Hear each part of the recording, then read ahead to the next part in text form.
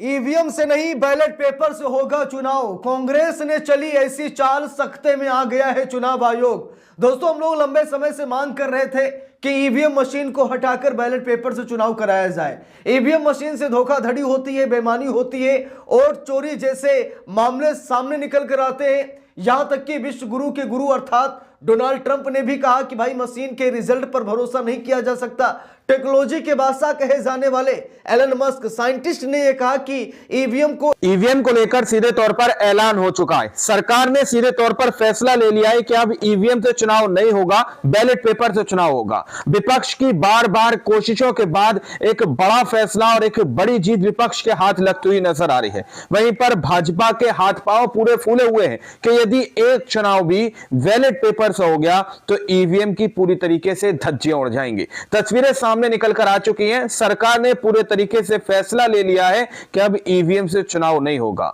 हमारे साथ वरिष्ठ पत्रकार मौजूद हैं, विशाल यादव। आप उनकी इस रिपोर्ट को देखिए। नमस्कार, मैं हूं विशाल यादव। ईवीएम से नहीं बैलेट पेपर से होगा चुनाव। कांग्रेस ने चली ऐसी चाल, सख्ते में आ गया है चुनाव आयोग। दोस्तों, हम लोग लंबे समय से मांग कर रहे थे कि ईवीएम मशीन को हटाकर बैलेट पेपर से चुनाव कराया जाए। ईवीएम मशीन से धोखाधड़ी होती है, बेईमानी होती है, वोट चोरी जैसे मामले सामने निकल कर आते हैं। यहां तक कि विश्व गुरु के गुरु अर्थात डोनाल्ड ट्रंप ने भी कहा कि भाई मशीन के रिजल्ट पर भरोसा नहीं किया जा सकता। टेक्नोलॉजी के बादशाह कहे जाने वाले एलन मस्क साइंटिस्ट ने यह कहा कि ईवीएम को एआई के जरिए बड़ी आसानी से हैक किया जा सकता है। ऐसे में पूरे देश में माहौल बन गया कि ईवीएम को हटा दिया जाए। यहां तक कि उत्तर प्रदेश के पूर्व मुख्यमंत्री अखिलेश यादव ने भी कहा कि हम ईवीएम से जीतकर ईवीएम को हटाने का काम करेंगे। ईवीएम के नतीजों पर ना तो हमें पहले भरोसा था और ना अब भी भरोसा है। अखिलेश यादव ने कहा कि हम लोकसभा की 80 सीटें जीत जाएं, फिर भी हमें ईवीएम के परिणामों पर भरोसा नहीं है। अब जरा सोच लीजिए, विपक्ष ने पूरा मन बना लिया है ईवीएम को बंद करने का या बैन करने का, और चोरी के सबूत दे रहे हैं। तो इससे ये कंफर्म है कि ईवीएम से बहुत बड़ा खेला होता है। इसीलिए पूरे देश की ये मांग है कि ईवीएम को हटाकर बैलेट पेपर से चुनाव कराए जाए। और मैं आप सभी लोगों से पूछना चाहता हूं कि ईवीएम हटनी चाहिए या फिर नहीं, आप लोग कमेंट करके जरूर बताइएगा। अब कांग्रेस ने एक बड़ी चाल चल दी है। कांग्रेस ने कहा कि हम भैया ईवीएम से चुनाव नहीं कराएंगे, हम बैलेट पेपर से चुनाव कराएंगे।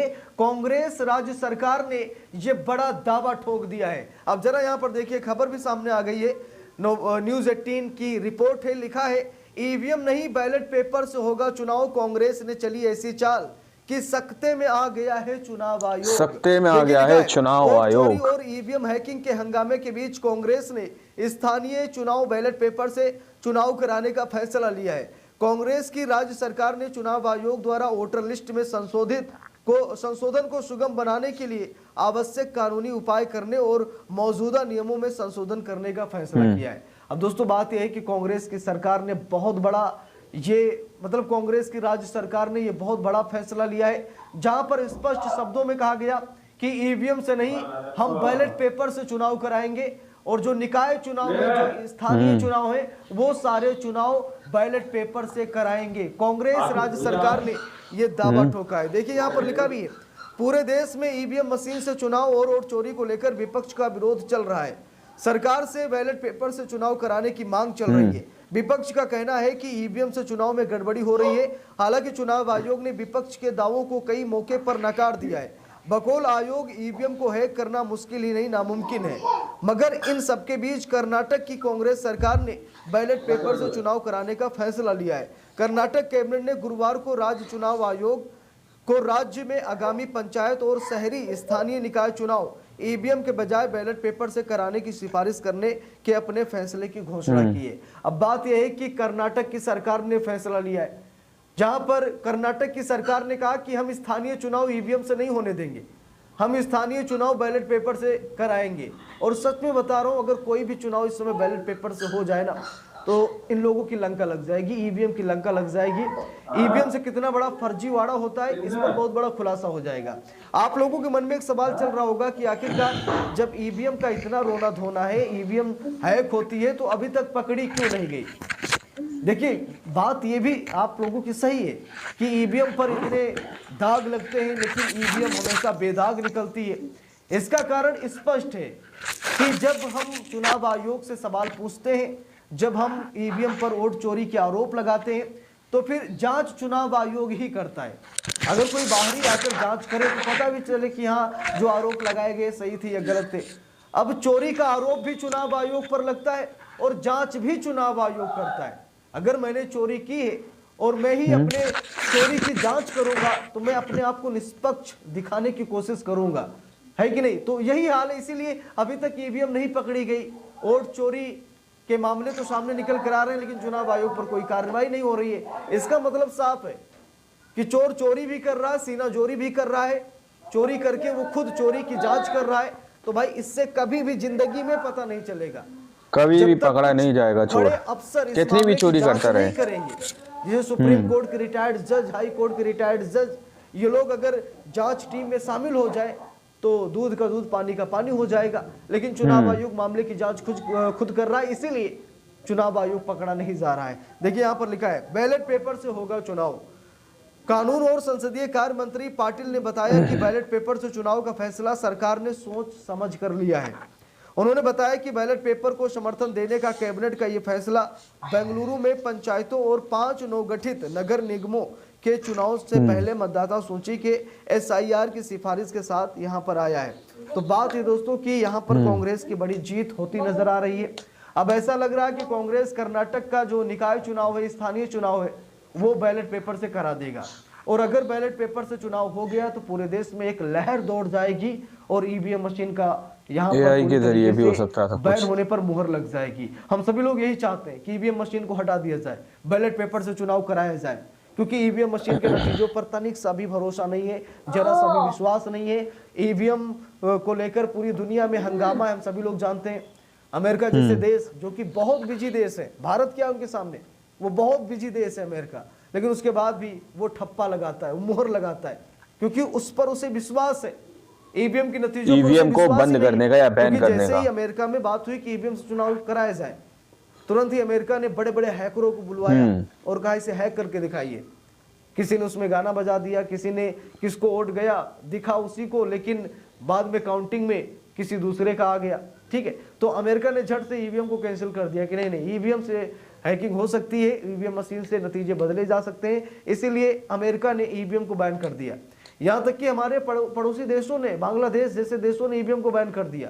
ठीक है, कई ऐसे देश है, कुछ ही ऐसे देश है जो ईवीएम का इस्तेमाल करते हैं और वहां पर हंगामा होता है, कुछ ही ऐसे देश हैं। बाकी मैक्सिमम बड़े बड़े देश, विकसित राष्ट्र जो हैं, वो सब बैलेट पेपर पर मुहर लगाते हैं। में आ गया है चुनाव आयोग, हैक हो सकती है।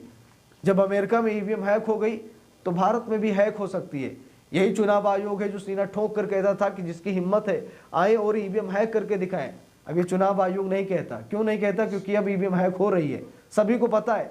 सुप्रीम कोर्ट के वकील महमूद पराचा, भानु प्रताप सिंह, इन लोगों ने कई बार सीना ठोक कर कहा कि लाइए दे दीजिए 100-150 ईवीएम मशीनें, जिस पर आपको ज्यादा भरोसा है वो मशीनें हमको दे दीजिए।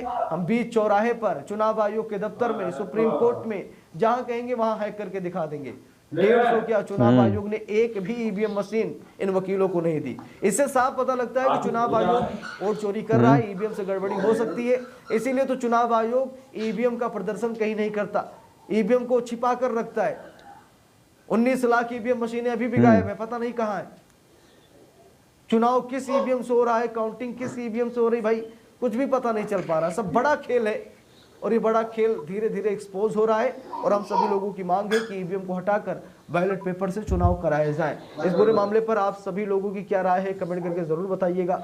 वीडियो को लाइक शेयर, अगर चैनल पर नए हैं सब्सक्राइब करके सपोर्ट कीजिएगा। मिलते हैं दूसरी वीडियो में, तब तक के लिए बहुत बहुत धन्यवाद। आप लोगों ने इस वीडियो को शुरू से आखिर तक देखा। वीडियो के अंदर साफ तौर पर बात की गई है कि किस तरीके से ईवीएम को बैन करने की मांग सीधे तौर पर उठती हुई नजर आ रही है। वहीं पर कर्नाटक सरकार ने सीधे तौर पर इस बात का फैसला लिया है कि वहां पर अब जो चुनाव होने जा रहे हैं वो ईवीएम से नहीं बैलेट पेपर से होंगे, क्योंकि विपक्ष बार बार इस और इशारा करता हुआ नजर आ रहा है और ईवीएम पर जोर देता हुआ नजर आ रहा है कि ईवीएम को मैनिपुलेट करके, ईवीएम को किसी भी तरीके से मैनिपुलेट करने के बाद चुनाव को सिस्टमिक तरीके से हैक कर लिया जाता है। या फिर एक पर्टिकुलर पार्टी के हित में चुनाव के नतीजे दिखा दिए जाते हैं। ये चीज बार बार विपक्ष हर तरीके से आवाज उठाता हुआ नजर आ रहा है। हाल ही में हमारे सामने नतीजे बिहार के अंदर के भी मौजूद हैं। आप लोगों ने देखा वहां पर किसी भी तरीके से सत्ता पक्ष की लहर नहीं थी, बावजूद इसके फिर भी वहां पर भारतीय जनता पार्टी का प्रदर्शन आप लोगों ने देख लिया कि किस तरीके से वहां पर उनको ईवीएम के जरिए से वोट बैंक मिला है।